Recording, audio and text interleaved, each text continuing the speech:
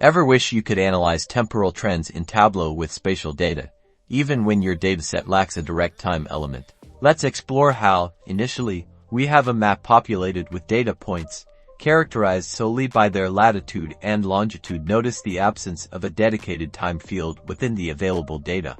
Activate the data pane and confirm the absence of a pre-existing date or time dimension. For this example, we'll be working with a dataset that intentionally omits a native time field.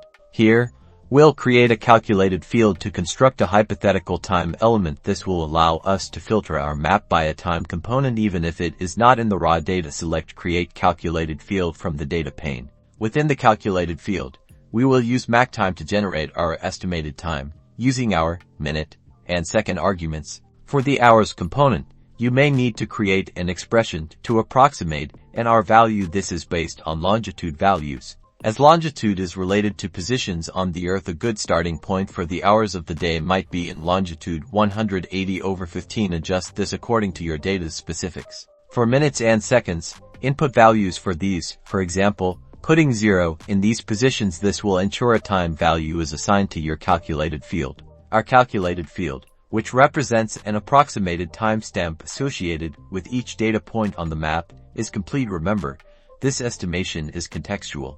Based on the specifics of your data and analysis goals, we'll name this field Estimated Time. Once complete, click on OK. Now, drag the newly created Estimated Time field into the Filters shelf. This will allow us to create a filter that delineates the time intervals for visualization. Within the filter interface, choose to filter within a range of dates. Select the necessary date range from the available control menu.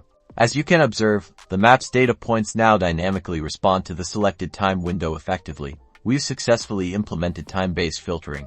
Even in the absence of original time data, leverage this approach to glean augmented insights from your geographical datasets.